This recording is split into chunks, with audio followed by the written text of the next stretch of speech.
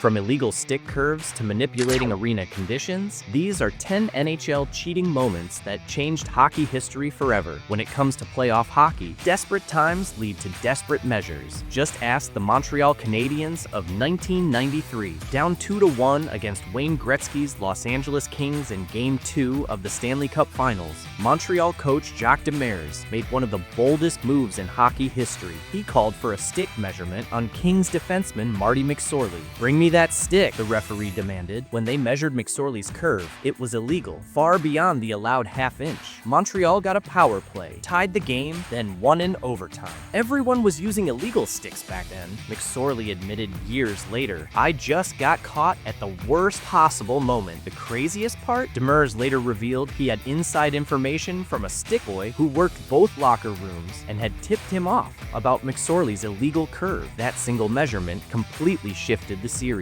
Montreal won the next 3 games and lifted the Stanley Cup instead of Gretzky's Kings. Sometimes cheating is so obvious, you wonder how players think they'll get away with it. In 2009, Philadelphia's Claude Giroux showed exactly that kind of boldness. During a battle against Pittsburgh, Giroux's stick snapped in half. Instead of skating to the bench as the rules require, TV cameras caught him picking up a broken stick piece from the ice and continuing to play with it. "That's as blatant as it gets," NBC's Mike Milbury shouted. "He's playing with half a stick." The refs completely missed it, but NHL officials didn't. The league fined Giroux $1,000 after reviewing the footage, though Philadelphia still won the game 3-1. But for pure sneakiness, nobody tops Vancouver's Alex Burrows in the 2011 Stanley Cup Finals. During a crucial face-off against Boston, Burrows quietly placed his stick blade over Patrice Bergeron's, pinning it to the ice. When the puck dropped, Bergeron couldn't move his stick, and Burrows easily won the draw. "Look what he's doing!" Bergeron shouted, pointing frantically at his trapped stick. The refs missed it completely. To add insult to injury, Burrows later scored the game-winning goal in overtime,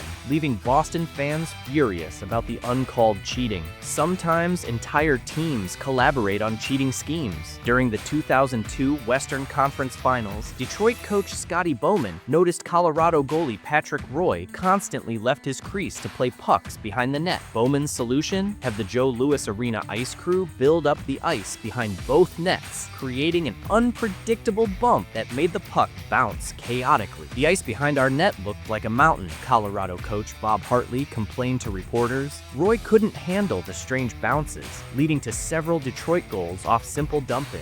The NHL investigated but couldn't prove Detroit deliberately altered the ice. The Red Wings eliminated Colorado and went on to win the Stanley Cup. Even arena operations can be part of cheating schemes. During a 2007 game between New Jersey and Tampa Bay, the Devils were down 3-0 late in the 3rd period when the Prudential Center suddenly went completely dark. "Someone tripped over a cord," the arena announcer claimed. After about 20 minutes, the lights returned, and miraculously, the Devils seemed refreshed. They scored 2 quick goals before ultimately losing 3-2. Tampa coach John Tortorella wasn't buying it. "Don't tell me someone tripped over a cord. That's Bush League." While never proven, many believed Devils management orchestrated the blackout as a desperate attempt to change momentum. The NHL investigated but couldn't find conclusive evidence of deliberate tampering. Goalies have always looked for creative advantages, but Chicago's Corey Crawford crossed the line during the 2014 Western Conference Finals. After Kings forward Jeff Carter kept scoring from Crawford's water bottle side, Crawford developed a strategy. After whistles, he would casually spray his water bottle onto the ice around his crease, creating a slick surface that made it harder for opposing players to stop or change direction. When asked about it, Crawford played dumb. "What water? I was just taking a drink." The refs eventually caught on and warned him to stop, but not before the damage was done in games where every goal mattered. Sometimes coaches get directly involved in the cheating. In 2016, Arizona Coyotes strength coach Jim Playfair took things to a whole new level. During play against Nashville, Playfair actually reached over the boards from the bench area and grabbed Predators forward Craig Smith's jersey as he skated by with the puck. Smith nearly fell backward as his jersey stretched, losing possession in the process. The refs immediately whistled the play dead and gave Arizona a bench minor penalty. Coyotes head coach Dave Tippett was caught on camera yelling at Playfair, "What are you doing?" The NHL later fined Playfair $5,000 and the team an additional $25,000. Predators coach Peter Laviolette called it the most blatant attempt to directly impact play I've ever seen from a coach. Even the official stats aren't immune to home team manipulation. For years, certain NHL arenas have been notorious for padding their team's statistics. At Madison Square Garden, Rangers players mysteriously rack up far more hits at home than on the road. In 2011, this reached ridiculous levels when the MSG scorekeeper credited the Rangers with 52 hits in a playoff game against Washington, nearly double their season average. Either the Rangers transform into the 1970s Flyers at home, or someone's cooking the book, wrote NHL analyst Greg Wyshynski. While not directly affecting game outcomes, these inflated stats help players negotiate better contracts and can influence awards voting. The league has struggled to standardize stat tracking across arenas. Goalie equipment has always been a frontier for rule bending. In 2003, Toronto's Curtis Joseph was caught with illegal clear plastic extensions added to his pads that weren't visible from a distance but added nearly 2 inches of blocking surface. Ottawa coach Jacques Martin demanded the refs measure Joseph's equipment during a playoff game. The inspection revealed the illegal modifications, resulting in a penalty and Joseph being forced to change his equipment mid-game. Without his enhanced pads, Joseph looked shaky, and the Maple Leafs lost the crucial Game 4.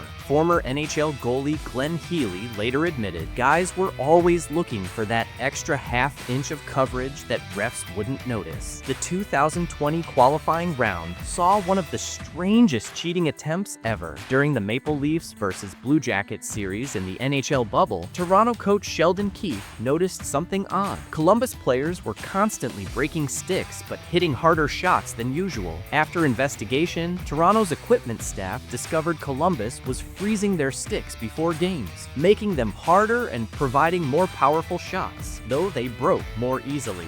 "We're just keeping our water cold," Blue Jackets coach John Tortorella smirked when asked about equipment managers rushing sticks from freezers to the bench during timeout. The NHL has no specific rule against freezing equipment, but it raised eyebrows around the league. Columbus ultimately upset Toronto in the series with their brittle but powerful frozen stick. Veteran players know how to work the system better than anyone. In 2004, Jeremy Roenick showed just how savvy players can manipulate the rules. During a Flyers-Maple Leafs playoff game, Roenick got high-sticked in the face, drawing blood. The refs missed the call, but during the next stoppage, Roenick approached them, pointing to his bloody face. What the cameras caught was Roenick's teammate secretly passing him a sharpened skate lace, which he quickly rubbed against his previous cut to restart the bleeding before showing the refs. "You do what you gotta do in the playoffs," Roenick admitted years later on a podcast. Philadelphia got the 4-minute power play, scored, and won the game.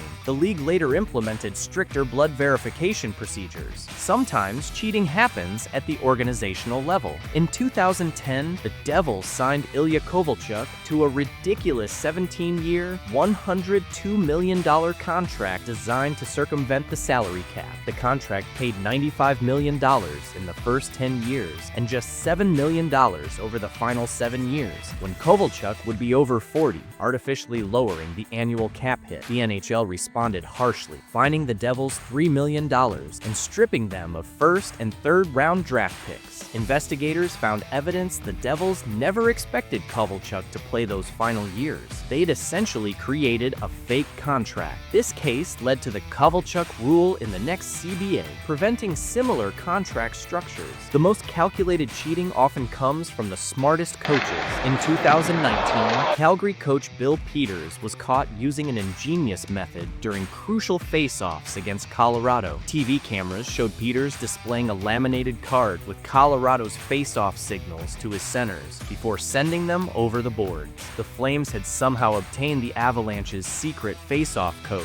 Calgary won an astounding 75% of the face-offs that night, nearly impossible in evenly matched games. Sometimes the other team does their homework too well, Colorado coach Jared Bednar told reporters before changing all their signals. The NHL investigated but found no rules technically prohibited stealing signals. Colorado got their revenge weeks later, eliminating Calgary from the playoffs. Equipment modifications have created some of hockey's most infamous cheating moments. Dallas defenseman Craig Ludwig became notorious for his enormous shin pads in the late 1990s, but they weren't regulation equipment at all. Ludwig had created custom-made plastic shells attached to normal shin guards, giving him massive shot-blocking surfaces far larger than regulation allowed. "These are just the pads I've always worn," Ludwig would tell equipment managers during inspections, neglecting to mention they'd been heavily modified. The rectangular board became Ludwig's trademark until the NHL eventually created the Ludwig rule after his retirement, specifying exact dimensions for shin guards. Fan involvement can create unique cheating opportunities too. During Nashville's 2017 Stanley Cup run, Predators fans developed a coordinated trick against Pittsburgh goalie Matt Murray. Whenever Murray gave up a rebound, fans would scream "puck"